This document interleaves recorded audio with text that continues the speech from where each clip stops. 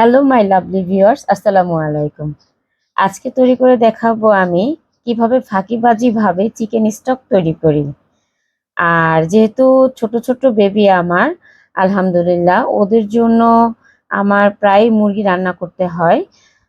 তো যখনই আমি মুরগি রান্না করি, তো ওখান থেকে কিছু অংশ মানে গলার, পিঠের এই জাতীয় অংশগুলো আমি জমিয়ে রেখে দেই এই চিকেন স্টক করার জন্য। তো চলো সেই ফাঁকিবাজি জিনিসগুলোই দেখে নিই। এখানে আমি নিয়েছি গাজর, এখানে একটা গাজর নিয়েছি, এক পিস আদা নিয়েছি, আর দুই ওই দুই কোয়ার মতো রসুন নিয়েছি, আর হচ্ছে দুটো পেঁয়াজ আমি 4 টুকরো করে নিয়েছি। এখানে দুটো পেঁয়াজ 4 টুকরো মানে বড়, তো 4 টুকরার বদলে এখানে কয়েক টুকরো হয়েছে। যাই হোক, এখন আমি তোমাদের ফাঁকিবাজি জিনিসগুলো দেখাবো। এখানে আমি একটু অলিভ অয়েল অ্যাড করব, একটা হাঁড়ি দিয়েছি, দিয়ে 1 টেবিল চামচের মতো অলিভ অয়েল অ্যাড করব। আমার কাছে ভালো লাগে অলিভ অয়েলটা। আপনারা চাইলে তেলটা অ্যাভয়েড করতে পারেন, নাও দিতে পারেন। তো এখানে আমি আদা, রসুন তা একটু ভেজে নিব। জাস্ট দেওয়ার সাথে সাথে একটু নেড়ে নিচ্ছি।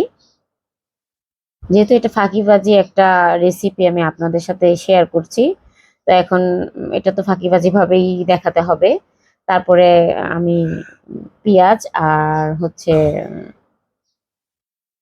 গাজর দিয়ে দিলাম, দিয়ে হালকা একটু নাড়ছি, নেড়ে তারপরে দিয়ে দিব হচ্ছে চিকেনের সেই পিসগুলো, যে হাড়-টাড়গুলো রেখেছি আমি, সেই হাড়গুলো দিয়ে তারপরে সেটাকে পরিমাণ মতো পানি আমি এখানে দেব। আমি এখানে প্রায় 2 মগের মতো পানি নিয়েছি, কারণ আমার চিকেন স্টকটা দরকার ছিল 1 মগের মতো, মানে 1 পোয়ার মতো। তো এখানে 2 পোয়া পানি দিয়েছি আমি। এটা শুকিয়ে আমি 1 পোয়া করে নিব।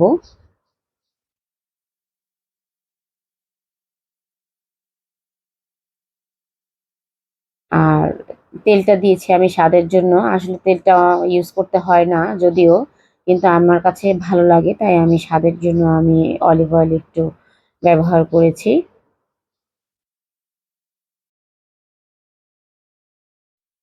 এবার একটু ভালো করে নেড়ে-চেড়ে আমি এটা হাই হিটে ঢেকে এটাকে ১ কাপ পানি হওয়া পর্যন্ত, যত পর্যন্ত ১ কাপ পানি না হবে তত পর্যন্ত আমি এটা হাই হিটে রান্না করতে থাকবো। নেড়ে ঢেকে দিলাম এবং আমার চুলার আঁচটা কিন্তু হাই। আমি মাঝে ২ বার নেড়ে দিয়েছি। আর এখন আমি এটার উপরে আ এড করলাম হচ্ছে ১ চা চামচের মতো গোলমরিচের গুঁড়া। আর এর আগে যখন আমি উম আ চিকেন স্টকের ঢাকনাটা খুলেছিলাম, তখন কিছু ফেনা ছিল। আমি ফেনাগুলো সব চামচ দিয়ে উঠিয়ে ফেলেছি।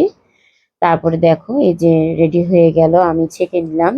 ছাঁকার পর আমার চিকেন স্টকটা রেডি হয়ে গিয়েছে। দেখতে খুবই ভালো লাগছে। খুব সুন্দর একটা অ্যারোমা বের হচ্ছে। তো আশা করছি আমার এই ফাঁকিবাজি রেসিপিটা তোমাদের খুব ভালো লেগেছে। তো আমার মতো এরকম ফাঁকিবাজি রেসিপি মাঝে মধ্যে করতে হবে। করে আমাকে কমেন্টে জানাতে হবে। তো তত পর্যন্ত সবাই ভালো থাকো, সুস্থ থাকো। তোমাদের জন্য দোয়া রইলো। আল্লাহ হাফেজ।